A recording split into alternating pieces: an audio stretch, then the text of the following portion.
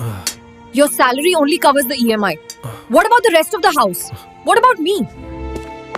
नमस्कार दोस्तों, ये वीडियो नहीं बल्कि करोड़ों घर की सच्चाई है। आपको नौकरी मिलती है और जैसे ही पहली तनख्वाह आती है फिर शुरू होता है ईएमआई का खेल।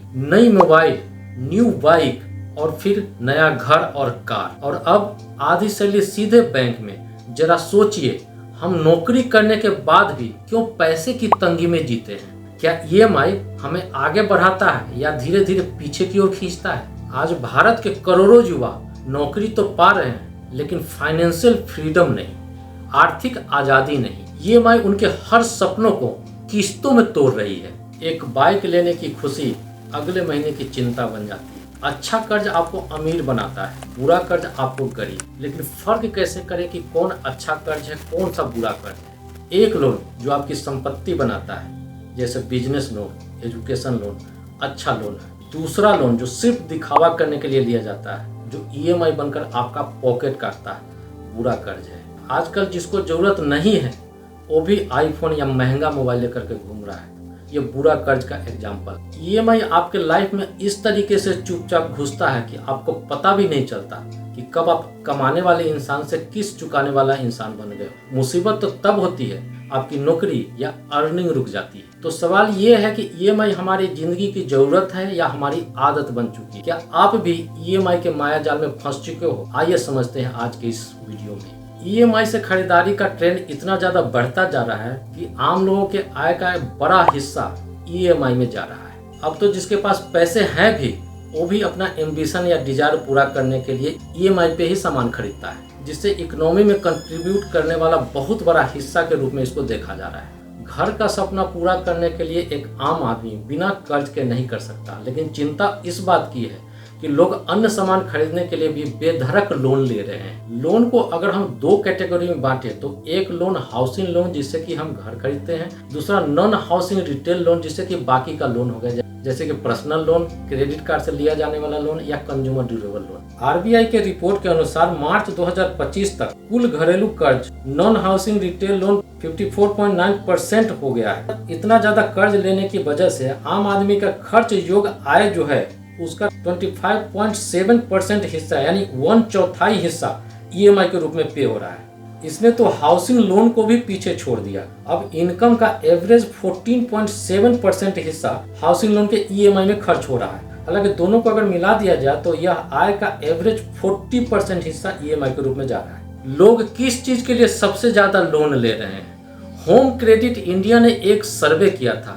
उसके सर्वे रिपोर्ट के अनुसार 37% लोगों ने स्मार्टफोन और अन्य होम अप्लायंस के लिए लोन लिया था। 21% लोगों ने बिजनेस को एक्सपेंड करने के लिए या नया बिजनेस करने के लिए लोन लिया था। 15% लोगों ने घर का रख रखाव, रेनोवेट करने या नया घर बनाने के लिए लोन लिया। 6% लोगों ने कार खरीदने के लिए लोन लिया।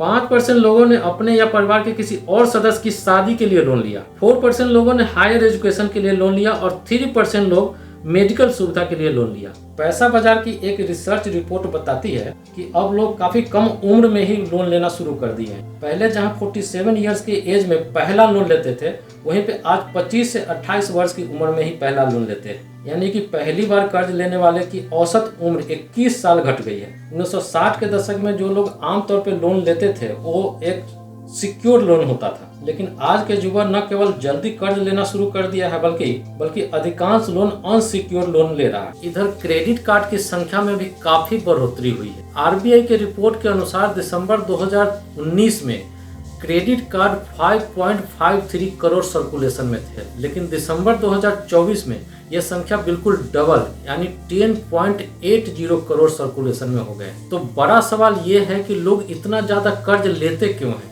इसके दो मेन रीजन है। पहला तो खुद बैंक लोन को प्रमोट करती है, क्योंकि बैंक खुद ही आम पब्लिक को लोन देने के लिए ज्यादा इंटरेस्ट दिखा रही है, चाहे वो पर्सनल लोन हो या होम लोन हो, क्योंकि इसमें रिस्क बहुत कम होता है। लेकिन सपोज कि कोई कॉर्पोरेट लोन है, उसमें रिस्क बहुत हाई होता है। उसमें डूबने का मतलब है कि लाखों करोड़ों रुपए बैंक के डूब जाते हैं। दूसरा रीजन है डिजिटल प्लेटफॉर्म। आज के ज़माने में लोन लेना बहुत ही आसान हो गया है डिजिटली।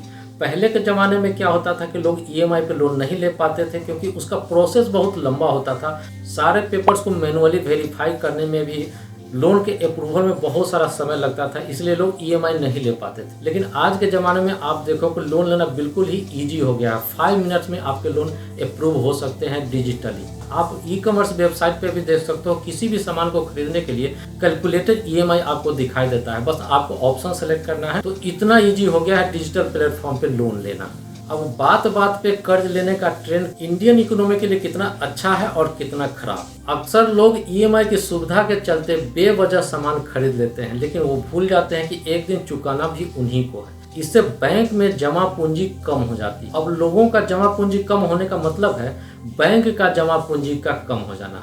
इससे लोगों को लोन देने में बैंक को बहुत परेशानी होती है या फिर लोन महंगा हो जाता है। जब लोन महंगा हो जाता है तो बिजनेस इंडस्ट्री को महंगे दर पे लोन दिया जाता है, उससे और महंगाई बढ़ जाती है और प्रोडक्ट का प्राइस भी बढ़ जाता है। ईएमआई की बढ़ती ट्रेंड से नुकसान के साथ साथ फायदा भी बहुत होता है। कैसे, अभी मैं बताता हूँ। लोग जो कर्ज लेते हैं उसका इस्तेमाल जमीन, घर, गाड़ी या कुछ प्रॉपर्टी खरीदने के लिए करते हैं, यानी वो फ्यूचर में काम आएगा या फ्यूचर में उसका दाम बहुत ही बढ़ने वाला है। जब दाम बढ़ता है तो इकोनॉमी में डिमांड भी बढ़ता है। जब एक बार डिमांड बढ़ गया उसके बाद प्रोडक्शन और सेल्स भी बढ़ जाता है। इससे इकोनॉमी को एकाएक बूस्ट मिलता है और नए नए तरीके के जॉब भी क्रिएट होते हैं। ई कॉमर्स और फिनटेक इंडस्ट्री के डेवलपमेंट में बहुत बड़ा बूस्ट मिलता है। तो निगेटिव एस्पेक्ट से अगर देखें तो बचत कम होने से लोन महंगा हो जाता है, और अगर पॉजिटिव एस्पेक्ट से देखें तो डिमांड बढ़ने से नए नए जॉब क्रिएट होता है। तो हमको दोनों को बैलेंस करके चलना पड़ेगा, क्योंकि अच्छा कर्ज अमीर बनाता है और बुरा कर्ज गरीब बनाता है। क्या आप भी चाहते हैं इस ईएमआई के माया जाल से बाहर निकलना? तो इस चैनल को